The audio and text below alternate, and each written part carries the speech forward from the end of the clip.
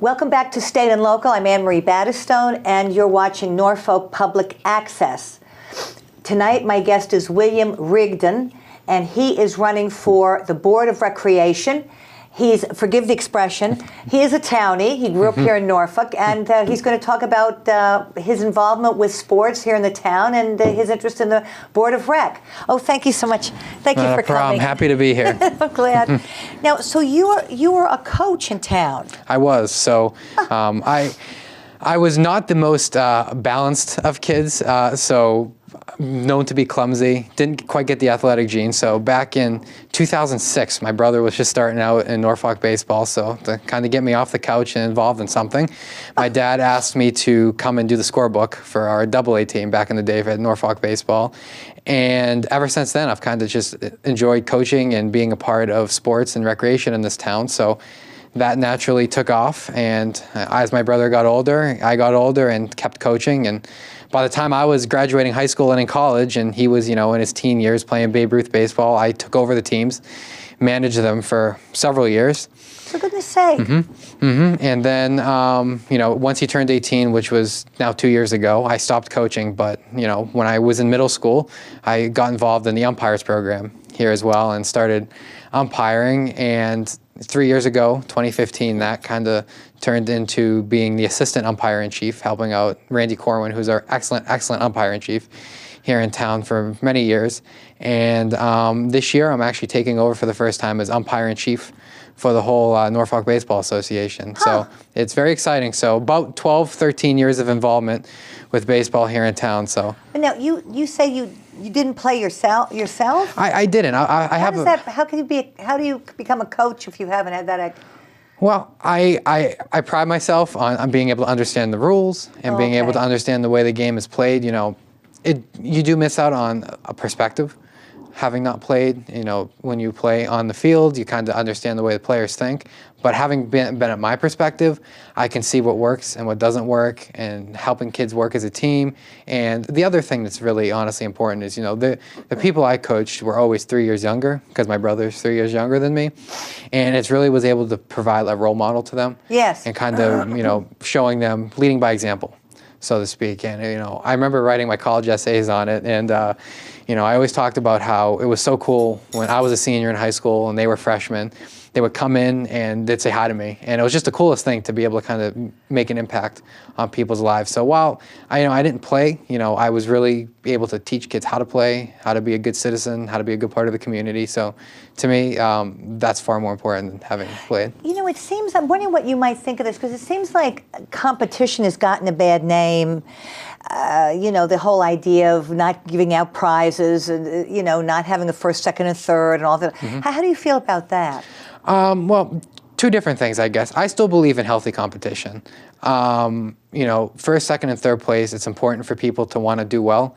It's important to incentivize kids to do their best. But at the same time, a lot of times in sports, especially, what happens is it becomes a lot less about the kids, and it becomes way more about the parents. And being an umpire, we're often on the attacking end of that, so to speak. We're often getting, most of the umpires I run and I work for, they're 13 to 18 years old. They're just kids. And they get attacked by parents and coaches all the time. So it's important to strike that balance of teaching kids to do well, and then at the same time making sure the focus stays on them and not parents living, vicariously through their kids. Yes. So now there's something else you do that's very interesting. Your job is you work for a Representative Dooley. That's correct. I'm a chief of staff, so I wear multiple roles. Pretty much, I run his state house office. I'm his number one guy, I think, so to speak. So constituent services. I've seen you with him when we came in. I recognized you. But that run the office now, what does that entail? So it's a lot of, so what I tell people all the time is it's unique. So, Senator Ross, our fantastic senator here in town has, 5 staff members, and we're on the House side. So Senator Ross has a district 4 times our size, but I get I'm the only staff member that Representative Dooley is allowed to have on payroll, and, they have 5. So I'm really constantly balancing all the normal tasks of a legislative office, except I don't have the staff to do it. So I'm doing constituent services, which you think Now, of. is there a secretary in addition to you there in the office? Nope. Well, we sit with a bunch of different offices.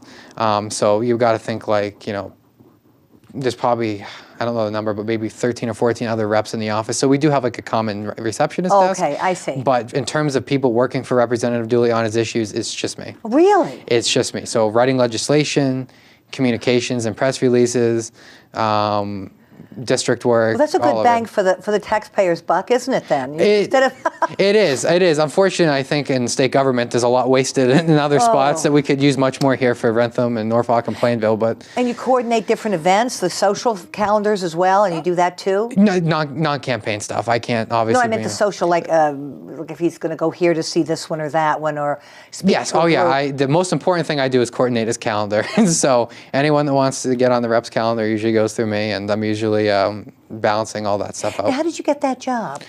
I've been involved here for a while. So when I left college, I actually was in Washington. I went to Boston University. I got a business degree. I graduated, in 3 years, so I kind of went through. Oh, you did? I did. Oh, my Lord. I did. I made it through very quickly. And I should say, while I'm here, I am born and raised here in town. I graduated from Freeman Centennial at the time, not Freeman Kennedy, in 2007, and then at King Philip in 2013. Then I went on to graduate from BU in 2016. So I was in DC actually studying abroad, kind of doing Where? We actually have a satellite campus from BU down in Washington. So I was studying there, working down there. Where did you live? I'm from D.C. Woodley Park. Oh, yes, I know where that is. Yep, we were in Woodley Park, right kind of by the metro station there. Oh, yes. So we had a That's in beautiful dorm Northwest, room. though, isn't it? It is. Huh. Which I feel like most of the city is Northwest. They're not Well, evenly divided the rest quadrants. of you up there go in the rest of it. No, that's actually... That's actually not, it was that way when I was growing up. It's just kind of, there's been some evolution of the different neighborhoods. But Yeah. Yeah, no, it's a fantastic city, though. I really loved it. So I decided to come back here. I was offered a job actually down there. I was offered a job out in, well, I wasn't formally offered in Nevada, but I was interviewed in Nevada. Nevada? Interviewed in Kentucky for a couple different Senate races, and To help the candidates? to help the candidates. So those were short-term jobs, though, right? Those are short-term campaign jobs. And I decided to then come back here to Massachusetts.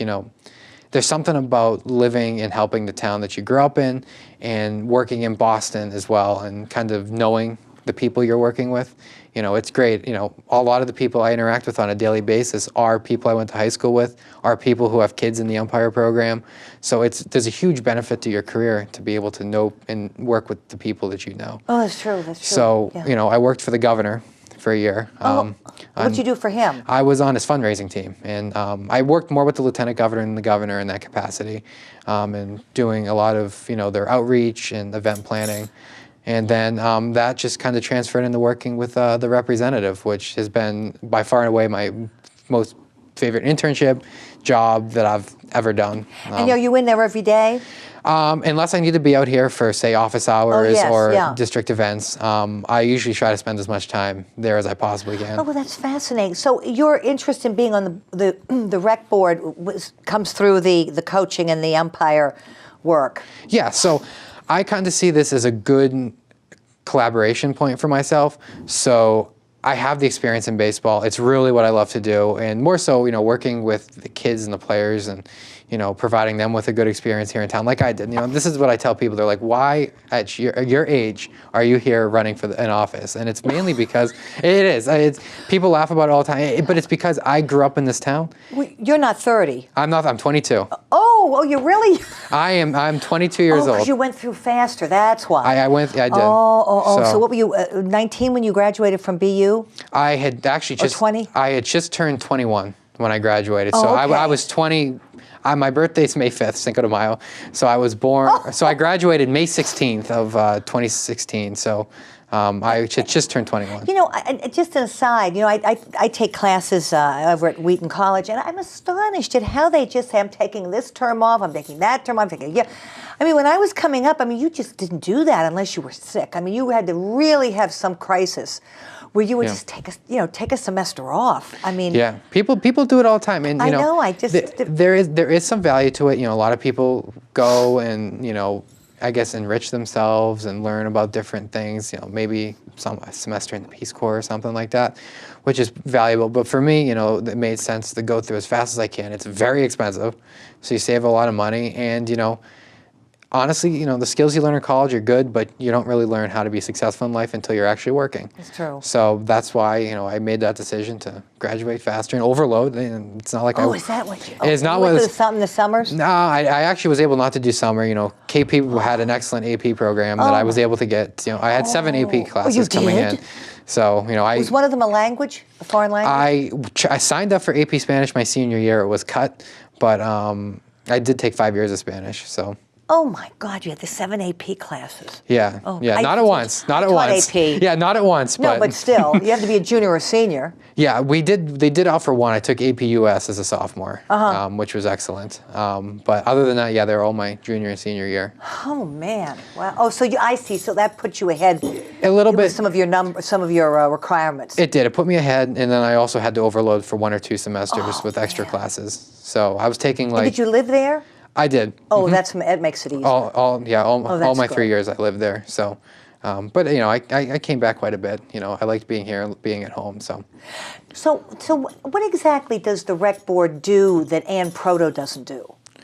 Well, no, Anne runs the show. Anne's fantastic. I've got to know her through several different capacities. But what the board does, as I would say, or the commission, I guess is the proper term, is to kind of help and approve things having to do with the fund.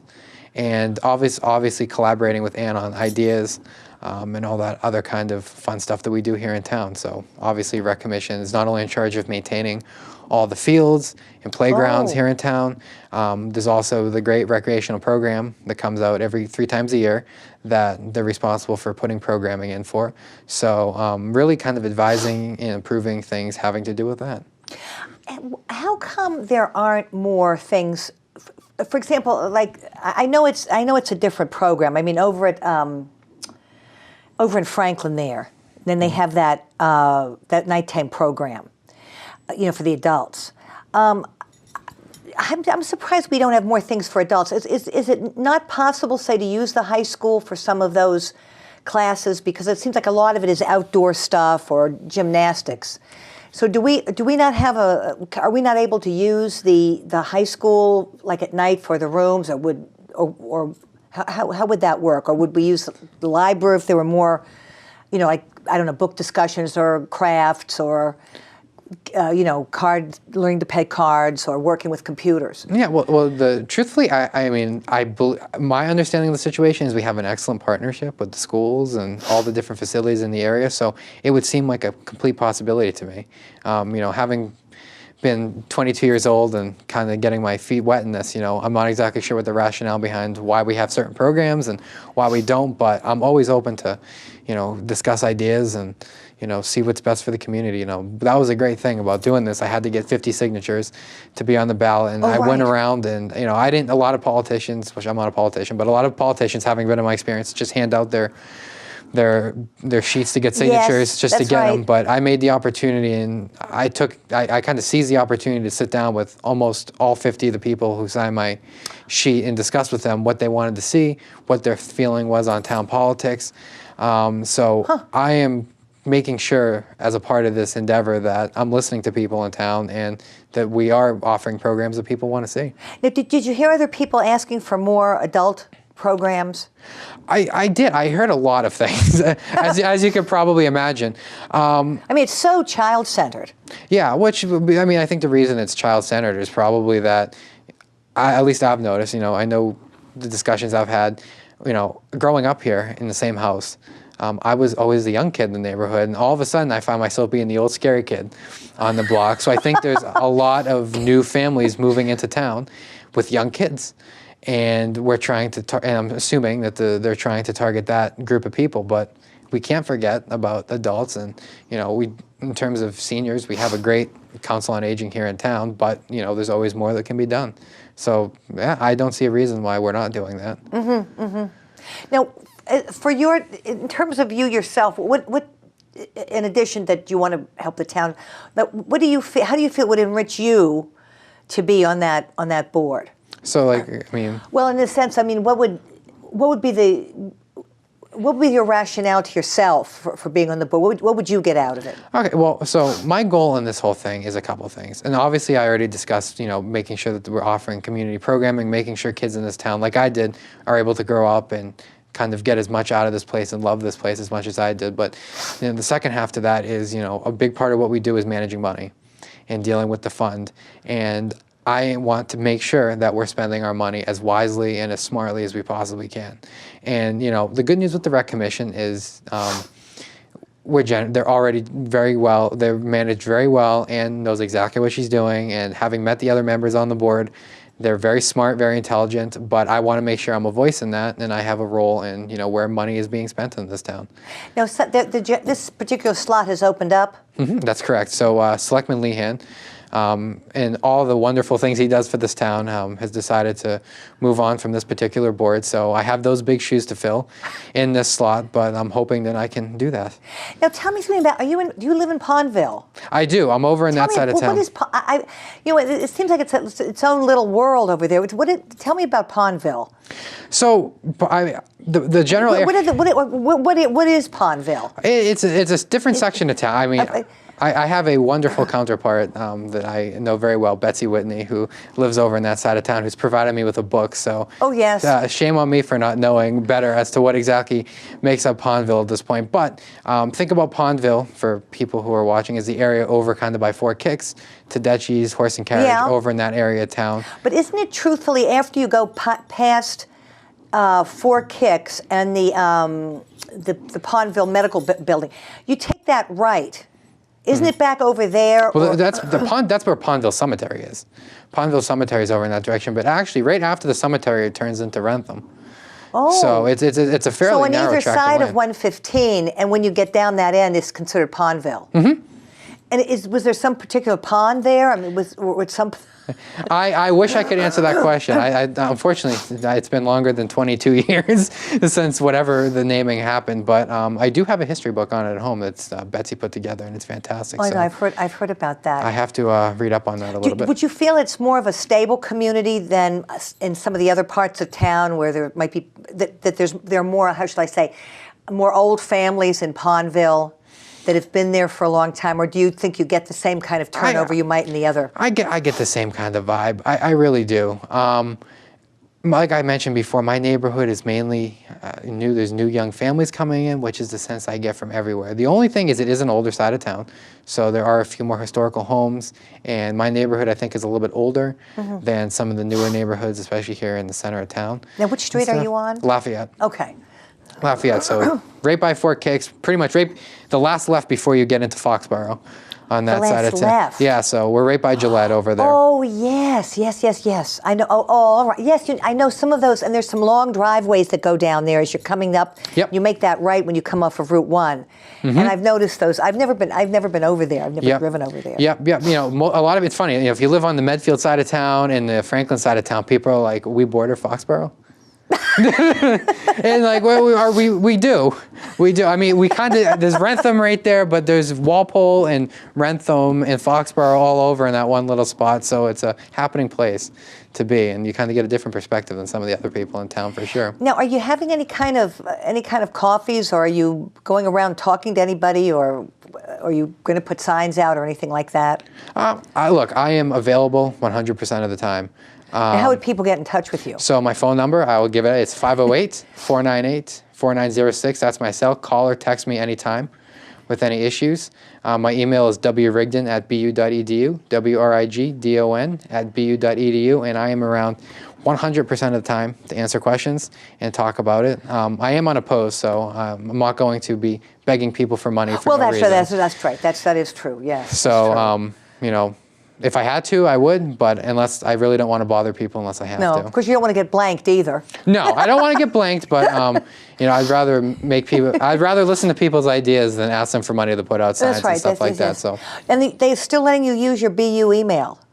Yeah, BU is actually excellent with that. I believe what I've been told is you have it till you die. No kidding. It's amazing that they have the enough. Other schools don't let you do that. Yeah, some don't. They do have control over it. So if I forget to change a password or I forget to do something else, they can lock me out of my account and I have to call BU Infotech. But yeah, they still let me use my email, and I just haven't transferred over. I should. I do have another personal I don't use, but I just have been using that forever. So. Well, why not?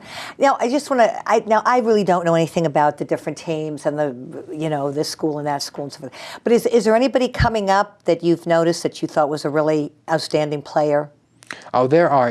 Norfolk is full of excellent baseball players. There's not one in particular I would call out. Having been involved for so many years, it's just great kids overall. And this year we're actually very fortunate in Norfolk baseball. We're partnering with Plainville for the first time this year to kind of increase our participation, increase not necessarily the competitiveness, but increase the interest. A lot of times when you're playing other towns, it's a lot more conducive to. So we don't play against Wrentham?